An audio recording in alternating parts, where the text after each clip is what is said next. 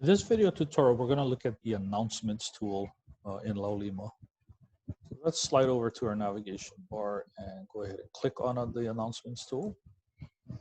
When you first go in, there won't be much to see. As you're probably familiar with by now, right? Along the top of our Laulima tool menu, we see a bunch of tabs. So the first one, and I believe this is the default one when you first go into the tool, is the View tab. So what it does is shows you any announcements that you have in the site.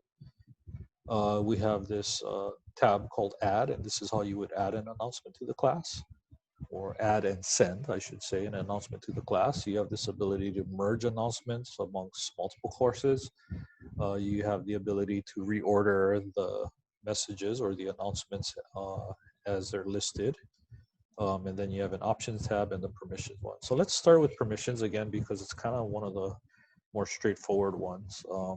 This one, you'll notice the student role and the teaching assistant role are much more limited. Those two roles can only read announcements.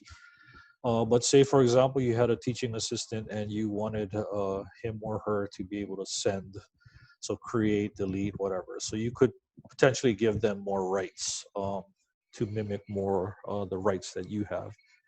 In this case, maybe we want students to be able to create and send announcements to the rest of the class. So if you wanted to do that, again, it's just a matter of toggling the options and then clicking on save. In this case here, I'm not going to make any changes. I want to have full control of creating and sending announcements and managing them. For example, I may not want anyone to be able to delete an announcement aside from myself, right? Anyway, I'm going to click on cancel. So that's the permissions tab. In the options tab, it just gives you several options. There are not many that you can choose from.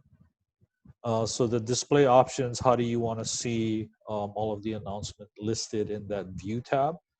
So sortable view or table view. So do you want to sort by title or the day it was sent? So you could do it that way. The second one, sortable table view with announcement body. So this one actually puts the actual body text of the announcement in the table. Or list view with announcement body. So it's not necessarily sortable at this point. It's just a listing, and I believe it's listed by chronological order. So when the last sent is at the top, and I think the older ones get put down nearer towards the bottom. And then this one actually has, again, the announcement, the text of the body text of the announcement. And then here you can actually restrict how much of the body is actually shown. So all of it, only the first 50 characters, which is that option, or the first 100 characters. So anyway, that's just, again, affects how you would see it in this view here. The next field are the RSS feed options. So if you're sending public announcements and you wanted people to maybe embed an RSS feed or read it, subscribe to your RSS feed, or maybe you're embedding an RSS feed on a site or something like that. So you could use that. So it gives you can put in a 40 character RSS alias, which would be kind of like how it appears in an RSS feed. And it gives you the link there. I don't know how many people use RSS anymore, but anyway, it's an option. You can do that. And then down here, the last option is your display limits. So number of days in the past. So how many days in the past do you want to see? So you could put that there, or you could limit it by number of announcements. Maybe you only want to see 5, right, or something like that. So you could do that. Regardless, if you make any changes here, I'm just going to leave it. Sortable table view is the default, and that's the one I think it's the easiest one or the nicest one to look at. So I'm just going to leave it. If you make any changes, don't forget to click on update. In this case here, I'm going to click on cancel. So again, our reorder, because we don't have any announcements, there's nothing to reorder, but what you would see is a listing of the announcements, and it's just a matter of we just drag and drop them to move them around. Let me go, once we add maybe we'll add a couple announcements, then we can actually see how that works. On the merge one, I'm not going to talk too much about. If you had maybe say you're teaching multiple sections of a course like English 100 and you're managing them and you want to send out, you want to have all the announcements for all your sections. You can merge them together. If you want to know more about that one, you can always, don't forget in our Laulima with menus or sites, we always have the help option. You can kind of take a look at that. Of course, you can always reach out to me if you want to take a look at that merge option. But let's go ahead and click on that because this is the one that you're more than likely going to use if you're enabling this tool. So it looks very much like our email or our messages tool interface. So we're going to put in an announcement title. So maybe this is going to be the very first our welcome message. We'll imagine this is an English 100 class. So welcome to English 100 is going to be the announcement title. And then here in the body, using our rich text editor, you can type a welcome message or whatever it is that you're intending to do with this announcement. So rich text editor, again, we talked about this in the past. You have all of the options to incorporate images, CK Awesome, tables, numbered lists, bullets, whatever, even hyperlinks. So you would type in the message body as you scroll down. There's just a couple more or a few more menu items you have to look at or select. By default, the first one is the access one. So only members of this site can see this announcement. So that means only registered students, co-teachers, TAs, whatever, only people that are associated with the course site will be able to see the announcement. If for whatever reason you wanted to make a publicly viewable announcement, you could select that second option. Just be careful whenever you select that option. That means it is publicly viewable. Anyone who has access to the internet can actually see publicly viewable content. If you scroll down a little further, it's the availability menu. So the first one, and this is the one set by default, show. And what that means is as soon as you select this option down here to post the announcement, it's going to go out. As soon as you click it, the announcement goes out. If you don't want to send this just yet, this is just a draft, you haven't decided on the final message, you could select hide.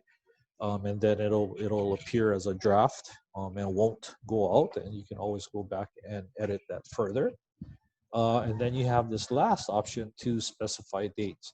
Now this one's really handy because say in an online class, maybe every week you're going to release the new module on Sunday, right? Sunday at midnight. But you're going to tell the class that, and they they'll remember, hopefully. But say every Monday morning at 9 o'clock, you want to send them a reminder that the new module's open. Go ahead and take a look, maybe give them any heads up kind of information or anything you feel like they need to know. And you want that to, you want to set this up ahead of time. So you want to have that announcement of the module opening at 9 a.m. on Monday. You can queue up all of these messages ahead of time and select when they go out. So by selecting on specified due dates, you have two options, right? When is the beginning date of this announcement? When do you want it to be seen or posted?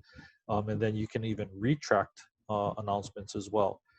Just be careful with the ending one. If you put in an ending date, that means the message will go out. If there's an ending date, that message will be pulled back and students will no longer be able to access that announcement.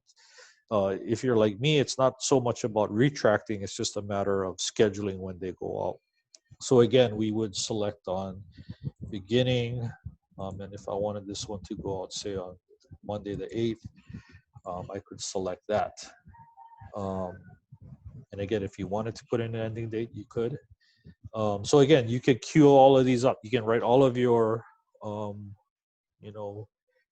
announcement of new modules for the entire semester if you wanted to ahead of time. Write all your announcements. Maybe they're going to be very much the same. So you're just going to make multiple versions of that announcement and then queue them up and use this specify dates option to do that.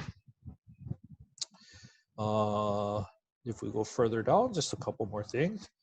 If you wanted to add attachment to this announcement, you could do that. And how it works is you click on add attachments, file browser pops open. You can browse and upload a file if you wanted to. You could put in a link to a website if you wanted to, but you can also access anything in your resources folder in Laulima as well.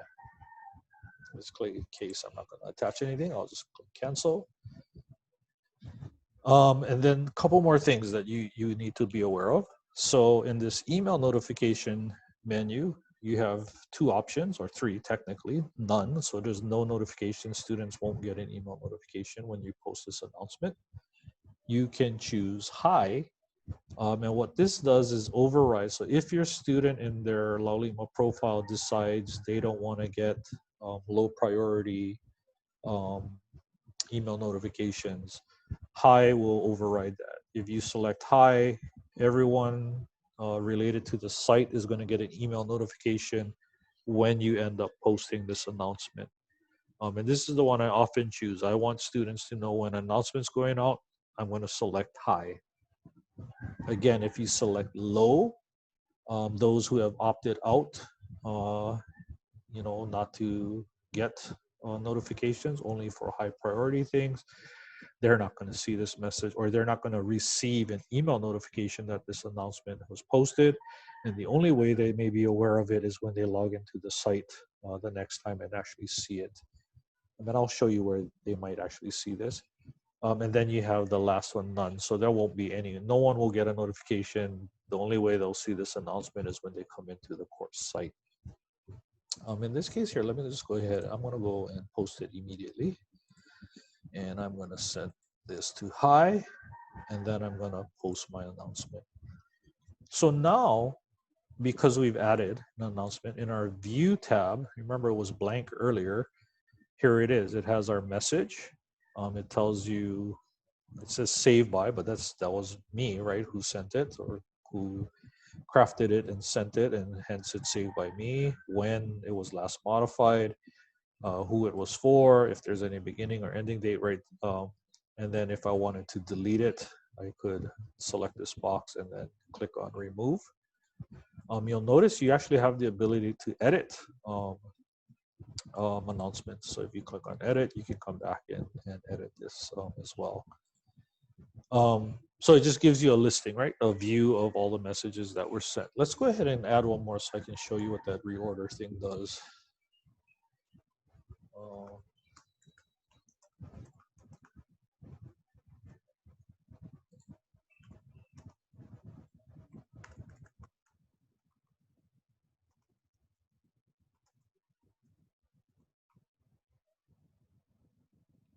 I'll just post that.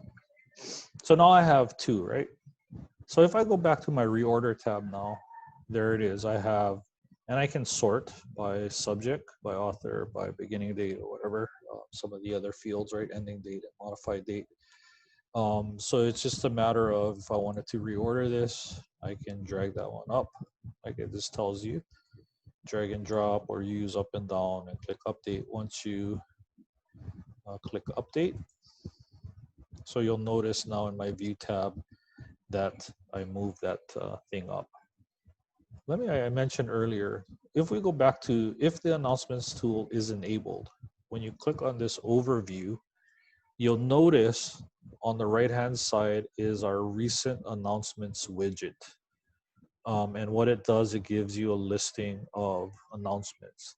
So this one says viewing announcements from the last 10 days. In the options, you have the ability, right? There's an options tab here. And you can kind of dictate how many days in the past, how many number of announcements. Do you want to see the body again of the message?